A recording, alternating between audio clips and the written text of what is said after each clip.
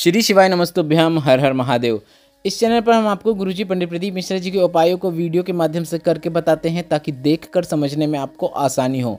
उसी श्रृंखला में 14 अक्टूबर 2024 दिन बहुत विशेष है क्योंकि शिव सोमवार है, अश्विन शुक्ल एकादशी की तिथि है, पाम्पांकुशा एकादशी मतलब पाप मोचनी एकादशी है। साथ ही साथ आपको इस दिन पद्मनाभ द्वादशी भी पड़ रही है।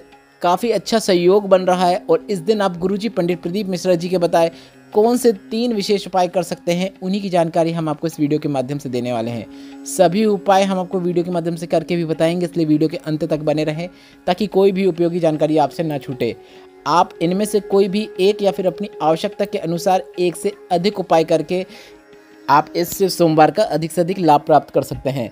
बढ़ते हैं सबसे पहले और बिल्कुल हाल ही की कथाओं में गुरुजी के बताए विशेष उपाय की ओर। गुरुजी ने कहा था, अगर आप सब जगह से भटक लिए हैं, सारी दुनिया में जाकर आपने बोल आए हैं, सबके पास आप होकर आ गए हैं, पर आपका काम नहीं बन रहा है, आपने बहुत प्रयत्न कर लिया, सबके सामने हाथ जोड़ लिया, पर आपका काम अभी तक पूर्ण नहीं हो पाया है, तो आपको एक प्रयास करना है। इस शिव सोमवार में आप यह प्रयास अवश्य कीजिएगा। आपको एक बेलपत्र लेना है, एक शमी पत्र लेना है और एक कनेर का पुष्प लेना है। कौन कौन सी 3 सामग्री चाहिए? एक बेलपत्र, एक कनेर का पुष्प और एक शमी पत्र। तीनों चीज़ों को लेकर आपको भोलेनाथ के मंदिर में पहुंच जाना है। देवाधिदेव महादेव को आपको सबसे पहले जल अर्पित करना शुरू कर देना है। गुरुजी ने कहा है, अगर आप यह उपाय 2 से 3 प्रदोष या फिर 3 से 5 सोमवार करते हैं तो आपको अपने जिस उद्देश्य के लिए आप यह उपाय कर रहे हैं उसमें आपको सफलता जरूर देखने को मिलती है। इसके बाद आपको गुरुजी ने कुछ बातें विशेष ध्यान में रखने को कही है।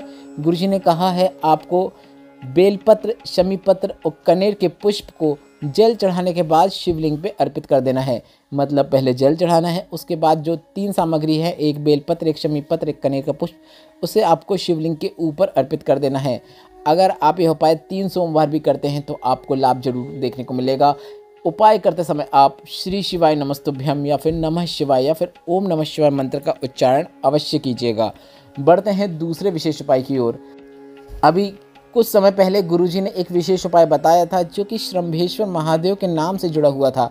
गुरुजी ने कहा था, मान लो डॉक्टर ने कहा है कि जो गर्भ में बच्चा है उसकी धड़कन नहीं है, या फिर उसका शरीर पूरा नहीं है, या फिर गर्भस्थ का बच्चा स्वस्थ नहीं है, तो आपको एक सरल आसान उपाय करना है। 7 बेलपत्र लेना है और 7 कोई भी पुष्प ले लेना है।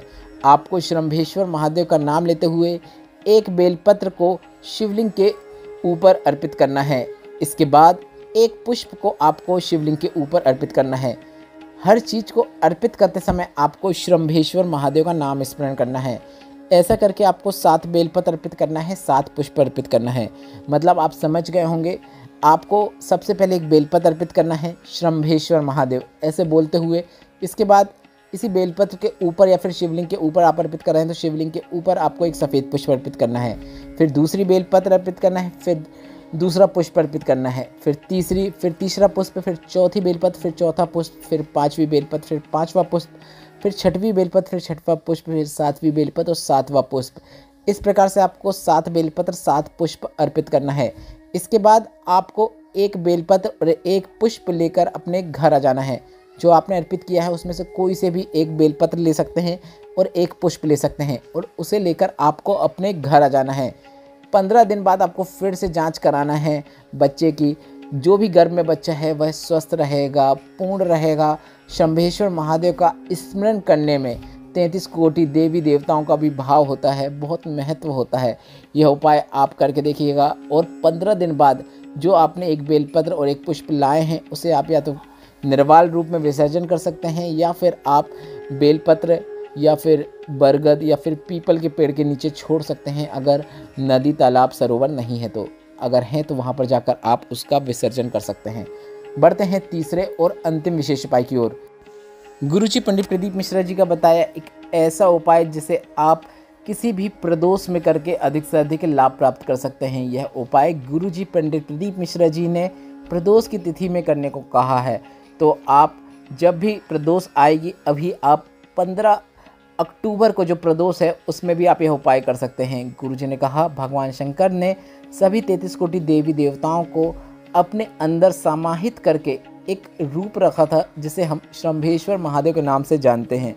अगर आपकी किस्मत बेकार चल रही है, ग्रह दशा बेकार चल रही है, जीवन में कुछ भी अच्छा नहीं हो रहा है, तो सबसे पहले तो ऐसा अगर आपसे कोई कहता है तो उसे हाथ जोड़कर विदा कर दीजिए, क्योंकि आपको मानव की देह मिली है तो आपको सुख और दुख तो आएगा ही। बस आपको मानव की देह मिली है तो आपको यह सोचना है कि आप बहुत भाग्यवान हैं। इसके साथ ही आपको एक सरल और आसान उपाय करना है। 7 कनेर के पुष्प लेना है। कनेर के पुष्प कैसा दिखाई देता है आप वीडियो में देखकर समझ सकते हैं। यह आपको मुख्य तौर पर हाईवे में या रोड में लगे आसानी से दिख जाएंगे। एक बेलपत्र लेना है। शंभेश्वर महादेव का नाम स्मरण करना है। शंभेश्वर महादेव का नाम स्मरण करते हुए इस बेलपत्र के ऊपर 7 कनेर के पुष्प रखना है। आप वीडियो के माध्यम से भी देखकर समझ सकते हैं कि यह उपाय आपको किस प्रकार से करना है। 7 कनेर के पुष्प को बेलपत्र के ऊपर रखना है, सीधे सीधे ही रखना है। आप वीडियो में भी देखकर समझ सकते हैं कि उपाय आपको किस प्रकार करना है। और यह उपाय आपको 2 से 3 प्रदोष करके देखना है। अगर आप यह उपाय सोमवार के दिन भी कर रहे हैं 14 अक्टूबर को, तो वो भी काफ़ी अच्छी बात है। बस आपको 3 से 5 सोमवार यह उपाय करके देखना पड़ेगा। अब ध्यान से सुनिएगा और आप वीडियो में देखकर समझते जाइएगा। आपको एक बेलपत्र के ऊपर 7 कनेर के पुष्प लेना है। इसके बाद आपको नंदी भगवान के पास बैठकर श्री शिवाय नमस्तुभ्यम बोलकर माता अशोक सुंदरी के स्थान पर स्पर्श कराना है। नंदी भगवान को स्पर्श नहीं कराना है, इस बात का आपको ध्यान रखना है। बस आपको नंदी भगवान के पास बैठकर श्री शिवाय नमस्तुभ्यम बोलना है। इसके बाद आपको एक बेलपत्र और 7 कनेर के पुष्प जो आपके हाथ में हैं उसे शिवलिंग में जो माता अशोक सुंदरी का स्थान होता है उस माता अशोक सुंदरी के स्थान पर आपको स्पर्श कराना है। यहाँ पर भी आपको अर्पित नहीं करना है, इस बात का आपको विशेष ध्यान रखना है। इसके बाद आपको स्पर्श कराने के बाद तुरंत शिवलिंग के ऊपर अर्पित कर देना है। इस प्रकार से अर्पित करना है कि बेलपत्र की डंडी जलाधारी की ओर होना चाहिए। आप वीडियो के माध्यम से देखकर समझ सकते हैं कि यह उपाय आपको किस प्रकार से करना है। इसके बाद आपको 5 बार नमः शिवाय या फिर श्री शिवाय नमस्तुभ्यम या फिर ओम नमः शिवाय या फिर आप जो मंत्र बोल सकते हैं वह मंत्र आपको 5 बार बोलना है। और 5 बार बोलने के बाद आपको एक बेलपत्र को प्राप्त कर लेना है, जो एक बेलपत्र को उपयोग करते हुए आपने यह उपाय किया है। एक बेलपत्र जो आपने 7 कनेर के पुष्प के साथ अर्पित की थी, उस एक बेलपत्र को आपको प्राप्त कर लेना है और उसे आपको अपने पूजन के स्थान पर किसी पुस्तिका में, चालीसा हो, रामायण हो या जो भी भगवान की पुस्तिका है, उसमें आपको उस बेलपत्र को रख देना है।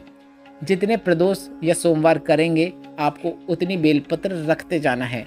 आपकी किस्मत कैसे चमकेगी आप स्वयं देखिएगा। कितनी ही विषम परिस्थितियों में क्यों ना घिरे हों, आपको मेहनत करना है, कर्म करना है और सफलता भोलेनाथ आपको अवश्य दिलवाएंगे।